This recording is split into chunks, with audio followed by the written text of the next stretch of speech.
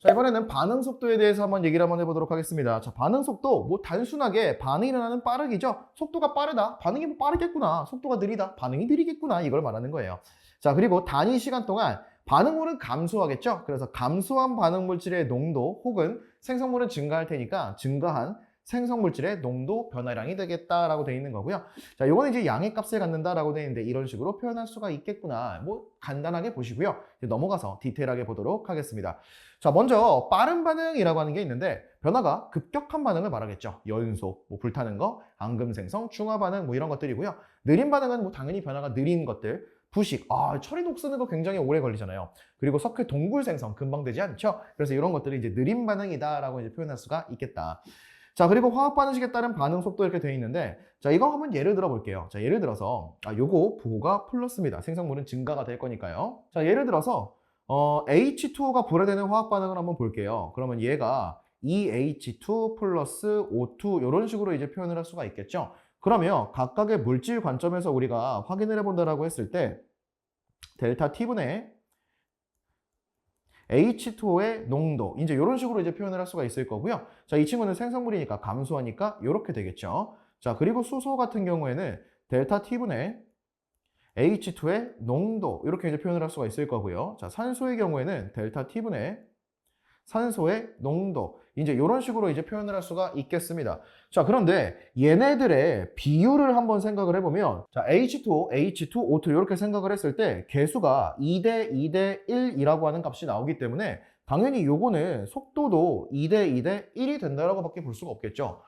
H2O 두 마리가 이제 분해가 되면 H2가 두 마리, 산소가 한 마리 이렇게 만들어지는 거니까요. 그러면 결국에 이 전체 비율도 2대 2대 1이 나온다라는 게 됩니다. 그러면 우리는 여기에서 반응 속도를 같은 값으로 맞춰주고 싶은 거예요. 그러면 제일 단순하게 할 수 있는 것이 뭐냐 하면 개수를 나눠버리면 같아지지 않겠냐라는 거죠.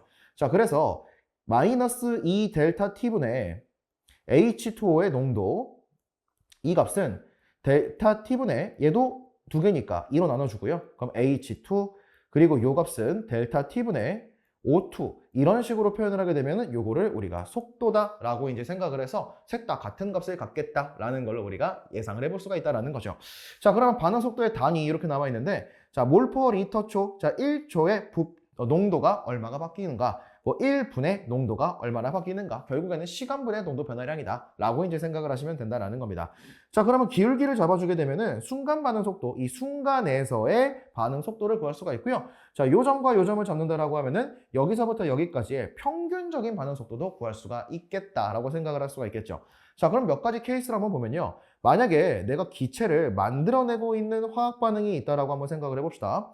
그럼 시간이 있고 부피가 이제 측정을 할 수가 있겠죠. 그러면 얘가 이렇게 올라가다가 더 이상 변하지 않는 순간이 올 것이고, 자, 그러면 이때까지 여기서부터 여기까지 해서 기울기를 구하면 우리는 반응 속도를 구할 수가 있겠구나.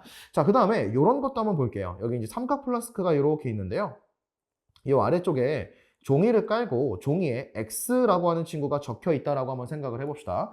자, 그러면 얘는 이제 앙금 생성 반응을 본다라는 건데, 이 앙금이 플라스크의 아래쪽에 쌓여갈 거 아니에요. 그럼 쌓이고 쌓이고 쌓이다 보면은 이 X라고 하는 종이에 써있는 그 X 표시가 보이지 않는 순간이 오겠죠. 그러면 그 시간이 굉장히 짧다라는 건 앙금이 많이 만들어진다라는 거니까, 그 보이지 않는 시간이 짧다라는 건 속도가 빠르다라는 소리입니다. 근데 만약에 시간이 굉장히 오래 걸려요. 그러면 속도가 느린 반응이구나. 그래서 쌓이다가 X가 보이지 않게 때까지 걸리는 시간이라고 하는 거는 반응 속도의 역수에 해당하겠다. 반응 속도가 빠를수록 그 시간은 짧겠구나 라는 정도로 이제 표현할 수가 있다는 거. 내신이니까 이런 것도 한번 체크해 보시면 좋을 것 같고요.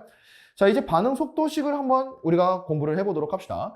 자, 반응 속도와 반응물의 농도의 관계, 반응물의 농도예요. 생성물 말고 반응물만 따지자라는 건데, 자, 이 반응 속도는 속도 KAMBN, 이게 뭔가 싶으시죠? 자, 일단 이 반응 속도라고 하는 건 온도, 그리고 농도, 그리고 촉매, 요 세 가지의 영향을 받게 됩니다. 이제 이 얘기를 하나씩 한번 해볼 건데요. 자, 요 앞에 적는 요 K라고 하는 거 있죠? 요 K가 반응 속도 상수입니다. 자, 그리고 여기 농도가 있고요. 여기에 M이라고 하는 거를 써놨어요. 그리고 여기 B의 농도, 그리고 N이라고 하는 걸 써놨는데, 요 M과 N을 우리는 반응 차수라고 이제 부르게 됩니다. 자, 그래서 반응물의 관계를 표현한 거기 때문에 반응 속도는 반응물로만 표현하면 되는 거고요. 그래서 이런 식으로 반응 속도가 기본적인 세팅이 만들어지겠구나. 자, 이제 반응 차수부터 한번 보도록 할게요. 자, 반응 차수 m과 n은 a와 b에 대한 반응 차수이다. 자, 예를 들어서 k, a, m제곱, b, n제곱 이런 식으로 이제 표현을 한다라고 하면 요 m은 a에 의한 반응 차수, 요 n은 b에 의한 반응 차수라는 거예요. 만약에 얘가 2고 1이라고 하면 a에 대한 2차, b에 대한 1차라고 이제 표현을 할 수가 있다는 거고요. 자, m 플러스 n, 그러니까 요 둘의 합이 되는 거죠. 그러면 여기서는 2와 1의 합이니까 3이 될 것이고 이 반응 전체의 차수는 3이다 라고 이제 표현을 할 수가 있다는 거예요. 자, 반응 차수는 개수와는 관계가 없습니다. 이거 굉장히 중요하고요. 개수가 중요한 게 아니에요. 만약에 2a 플러스 b라 그래서 반응 차수가 2와 1이구나 이렇게 판단하는 게 아니라는 겁니다. 이거는 뭘 통해서 봐야 돼? 실험을 통해서 문제에 나와 있는 데이터를 통해서 확인을 하셔야 됩니다. 거기에 대한 영상은 다음 영상에서 나오는 걸로 하고요. 자, 일단 지금은 개념부터 잡고 가겠습니다. 반응 속도 상수 K라고 하는 것은 반응에 따라서 고유한 값을 가지며 온도 촉매에 의해서만 변합니다. 농도의 영향을 받지 않는다라는 거 반드시 생각해 주셔야 되는 거예요. 자, 그래서 이 K 같은 경우에도 이거는 우리가 데이터를 통해서 구하게 되는 거죠.